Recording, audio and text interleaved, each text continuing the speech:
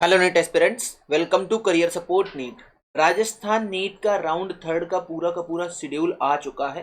मैं आप लोगों के सामने टाइमलाइन डिस्कस कर देता हूं सो दैट कि अगर आपने अभी तक रजिस्ट्रेशन वगैरह नहीं किया है और आप राजस्थान नीट के राउंड थर्ड में पार्टिसिपेट करना चाह रहे हो तो ये वीडियो आप लोगों के लिए बहुत ज़्यादा इंपॉर्टेंट है। वीडियो को लास्ट तक देखना, पूरी की पूरी चीज़ें आपको डिस्कस करके बताऊंगा, इंक्लूडिंग सिक्योरिटी मनी की क्या सिक्योरिटी मनी लगने वाली है।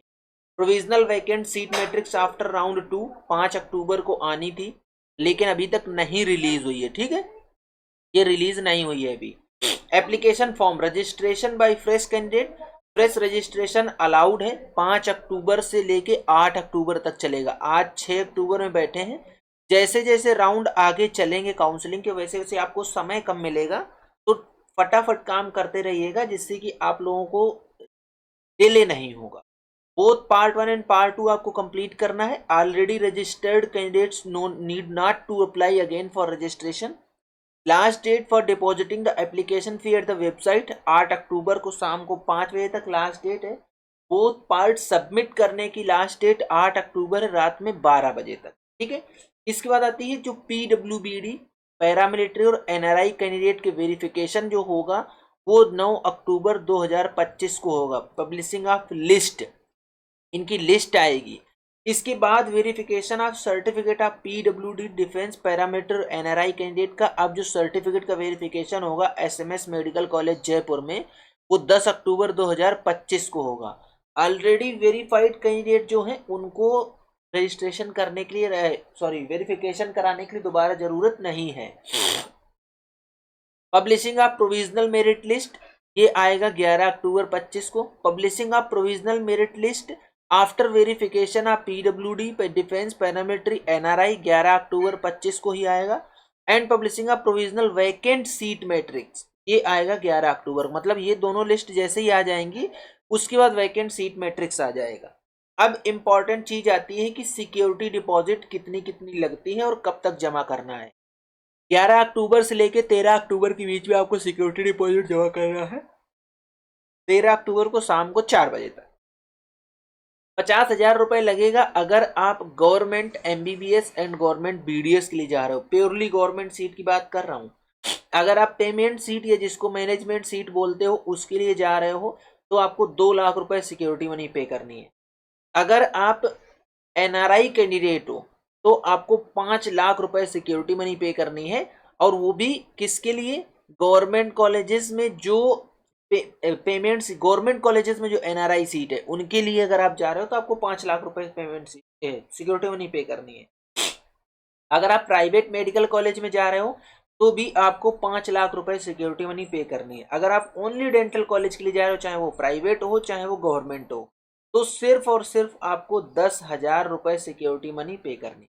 अब देखिए, अगर आपको राउंड वन में सीट नहीं मिली है, राउंड टू में सीट नहीं मिली, तो आपको कोई सिक्योरिटी डिपॉजिट पे करने की जरूरत नहीं है, क्योंकि आपने ऑलरेडी रजिस्ट्रेशन कर रखा है, आपने सिक्योरिटी पे कर रखी है सिक्योरिटी मनी। तो आपको अभी कुछ करने की जरूरत नहीं है, आप डायरेक्टली राउंड थ्री के लिए क्वालिफाई हो। ये उन सब बच्चों के लिए है जो न्यू रजिस्ट्रेशन करेंगे, जो न्यू रजिस्ट्रेशन करना चाह रहे हैं, जिनको ये दिख रहा है कि शायद सीट मिल जाए। अब बाद में बच्चे इसमें इंटरेस्टेड दिख रहे हैं कि चलो इसमें इंटरेस्ट दिखा लेते हैं, शायद राजस्थान में ही मिल जाए। अब आपको आपकी रैंक पे सीट मिलेगी नहीं मिलेगी, किस कॉलेज में मिलेगी, पेमेंट सीट कहाँ तक मिल सकती है, कैटेगरी वाइज पूरा का पूरा मैं वीडियो बना चुका हूँ। आप लोग चाहो तो वो वीडियो देख सकते हो। अदरवाइज करियर सपोर्ट नीट के हेल्पलाइन नंबर पे व्हाट्सएप करके पेड गाइडेंस में एनरोल हो जाओ। हम लोग पेड गाइडेंस ऑफर करते हैं और बहुत ही सस्ता पेड गाइडेंस है। फ्री का गाइडेंस हम लोग आपको देते हैं जो कि यूट्यूब पे अवेलेबल रहता है। हर एक चीज बताते हैं यूट्यूब पे, आप लोग वो या तो देखिए, समझिए, सीखिए और काउंसलिंग कर लीजिए। अदरवाइज आप पेड गाइडेंस में एनरोल हो जाओ, आपकी पूरी की पूरी काउंसलिंग मेरी टीम करके दे दे। इसके बाद आता है चॉइस फिलिंग की बात। चॉइस फिलिंग 11 अक्टूबर से लेकर 13 अक्टूबर के बीच में चॉइस फिलिंग होगी। Auto locking of choices at 11:45 PM of 13 October. अच्छा, एक चीज और बता देता हूँ सिक्योरिटी मनी के रिगार्डिंग। अगर आपने राउंड टू में पार्टिसिपेट करा था, आपको सीट अलॉट हुई, ठीक, और आपने ज्वाइन नहीं किया, तो आपकी सिक्योरिटी डिपॉजिट जब्त हो चुकी है। लेकिन अभी भी आपके पास एक ऑप्शन है कि राउंड थ्री में अगर आप पार्टिसिपेट करना चाह रहे हो तो सिक्योरिटी फिर से पेमेंट करके आप राउंड थ्री में पार्टिसिपेट कर सकते हो। ये आपके पास ऑप्शंस अवेलेबल है अभी भी। अब देखिए यहाँ पे ये क्लियरली लिखा है, following candidates who wish to participate in round 3 must fill choices. अगर आपको राउंड 1 राउंड 2 में सीट नहीं मिली है तो भी आपको चॉइसेस फिल करनी है, क्योंकि राउंड 2 की चॉइसेस नल एंड वॉइड हो गई। Registered candidate having joint status and is willing to upgrade, अगर आप अपग्रेड करना चाह रहे हो तो भी आपको चॉइसेस फिल करनी है। Registered candidate who got allotment in round 1 and resigned without forfeiture of security deposit, अगर आपने राउंड 1 में फ्री एग्जिट लिया है तो और आप डायरेक्ट राउंड 3 में पार्टिसिपेट करना चाह रहे हो आप, तब भी आपको चॉइसेस फिल करनी है। न्यूली रजिस्टर्ड कैंडिडेट, री रजिस्टर्ड कैंडिडेट, वही राउंड 2 वाला क्लॉज की अगर राउंड 2 में आपकी सिक्योरिटी डिपॉजिट जब्त हो चुकी है, फिर आप सिक्योरिटी पे करके और राउंड 3 में आना चाह रहे हो, तो आपको चॉइसेस जरूर फिल कर। Candidates who falls under clause 11th other of eligibility criteria, all India candidate to be considered for allotment against vacant seats available after exhausting state merit list of candidate of class 1 to 10। ये राजस्थान में यही चलता है यहाँ पे कि जब राजस्थान के बच्चे नहीं अवेलेबल होंगे तो ऑल इंडिया कोटा के बच्चों को मिलेगा, और ऐसा होता ही नहीं है कि राजस्थान के बच्चे अवेलेबल ना हो। हालांकि राजस्थान में प्राइवेट कॉलेजेस की जो फीस है ना, प्राइवेट एमबीबीएस कॉलेजेस की, वो इतनी हैवी फीस है भैया, 30 लाख 32 लाख रुपए पर ईयर की फीस पड़ जाती है। तो इस हिसाब से अगर आप देखोगे तो 1.25 करोड़ 1.5 करोड़ का बजट जाता है प्राइवेट का। बहुत कम बच्चे यहाँ पे जाते हैं, लेकिन फिर भी सीट ऐसा होता ही नहीं कि राजस्थान के बच्चे ना अवेलेबल हो तो आपको ऑल इंडिया कोटा में seat. Candidate having joint status up to round 2 and does not wish to upgrade and wishes to retain इजर seat need not to fill choices in round 3। समझ गए आप लोग? अगर आपको राउंड 2 में मिली सीट से आप सेटिस्फाइड हो और आप तो आप कुछ मत कीजिए, आपकी सीट आपके पास रिटेन्ड रहेगी। Candidates participating in round 3 must fill choices keeping in view the virtual vacancy। Virtual vacancy का यहाँ पे अगर जिक्र किया गया है तो बता देता हूँ वर्चुअल वैकेंसीज क्या होती हैं।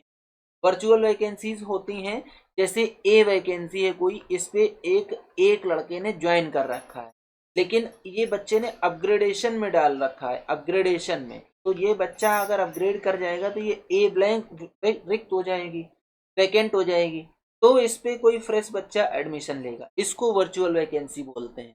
तो वर्चुअल वैकेंसीज के लिए बोल रहे हैं कि ध्यान में रखिए, क्योंकि बहुत सारे बच्चों ने अपग्रेडेशन का ऑप्शन ऑप्ट कर रखा है। अगर अपग्रेडेशन होता है बच्चों का तो वैकेंसीज वैकेंट होंगी और वहां पे आपको सीट मिलेगी। Printing of the online application form after auto locking of choices filled and saved by the candidate 14 October 2025। Publishing of round 3 allotment information of website 17 अक्टूबर 25। 17 अक्टूबर को आपका अलॉटमेंट आ जाएगा। मतलब आप ये समझिए कि आपकी दिवाली इस बार बहुत अच्छी जाने वाली है, दिवाली गिफ्ट मिलेगा आपको। Printing of allotment letter online through website by the candidate 18 October 25 से 22 अक्टूबर 25 को दोपहर 12 बजे तक। Depositing a prescribed 1 year tuition fee by allotted candidate, अगर आपको सीट मिलती है तो आपको 1 ईयर की ट्यूशन फीस डिपॉजिट करनी होती है, तो वो ऑप्शन चलेगा 18 अक्टूबर 25 से 22 अक्टूबर 25 तक। Fee deposition will close at 2 PM of 22 अक्टूबर 25। देखिए 12 बजे तक आपके अलॉटमेंट लेटर डाउनलोड होंगे, लेकिन फी डिपॉजिट आप 22 अक्टूबर को दोपहर 2 बजे तक कर सकते हो। अब देखिए यहाँ पे राजस्थान की पूरी काउंसलिंग का प्रोसेस समझा चुका हूँ, लेकिन फिर भी आपको बार बार बता रहा हूँ। Reporting document submission including prescribed eligibility criteria at the allotted college desk at academic block SMS medical college Jaipur.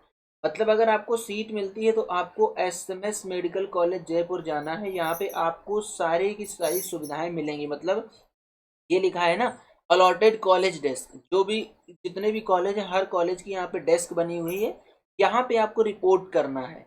Along with print out of allotment letter, आपके पास अलॉटमेंट लेटर होना चाहिए, ऑल ओरिजिनल डॉक्यूमेंट्स होने, रिक्वायर्ड बॉन्ड होने चाहिए, and 7 copies of allotment letter, 7 copy लेके जाना allotment letter की, along with 2 sets of photocopies of all relevant documents as listed in information booklet. क्या क्या डॉक्यूमेंट्स रिक्वायर्ड है वो पूरा का पूरा वीडियो बना चुका हूँ, आप वीडियो देख लो, डॉक्यूमेंट्स आपको पता चल। अब देखिए round 1 and round 2 join candidate who got upgraded in round 3 shall bring verified proof of transaction या fee receipt issued by round 1 round 2 join college. अगर आपने राउंड 1 राउंड 2 में ज्वाइन कर रखा है तो जो आपको वेरीफाइड स्लिप मिली है वो स्लिप जरूर लेके जाना है, ठीक है। Their original documents and fee will be transferred directly to round 3 upgraded college within 24 hour reporting। The difference of fees as per allotted college will be deposited by the candidate during round 3. If the round 1, round 2 joint college fees more than round 3 college allotted college, the fee will be transferred by round 1, round 2 college to counseling board, and counseling board will refund the excess amount of left RTGS to the candidate. Simple सा फंडा है कि अगर आपको round 1, round 2 में तो आप अपना जो स्लिप है वेरिफिकेशन स्लिप वो लेके जाइए। अगर जो कॉलेज आपको राउंड 3 में मिल रहा है उसकी फीस हायर है तो आपको पेमेंट करना पड़ेगा वहीं पे। अगर राउंड 3 में कॉलेज जो आपको मिल रहा है उसकी फीस लोअर है, जो आप फीस पेमेंट कर चुके हो उससे, तो कॉलेज पैसा ट्रांसफर कर देगा बोर्ड को, बोर्ड पैसा ट्रांसफर कर देगा आपको। Round 1 and round 2 joint candidate who fills choices of upgradation but gets allotted same college same type and category in round 3। देखिए राउंड 3 में अगर आपने अपग्रेडेशन में डाला और आपको सेम कॉलेज ही मिलता है और सेम कैटेगरी से मिलता है तो आपको कुछ करने की ज़रूरत नहीं है। इवन अगर आपको कैटेगरी भी चेंज हो गई, अलॉटमेंट कैटेगरी चेंज हो गई, तो आपको जाना है फिर से सेम वही कार्रवाई करना है। If round 3 allotted college is same but the allotted seat type or allotted category gets changed then the candidate will have to report again। समझ गए आप लोग क्लियरली यहाँ पे। All the joint candidates of round 1, round 2 and reported candidate of round 3 will have to complete the remaining formalities at the allotted college.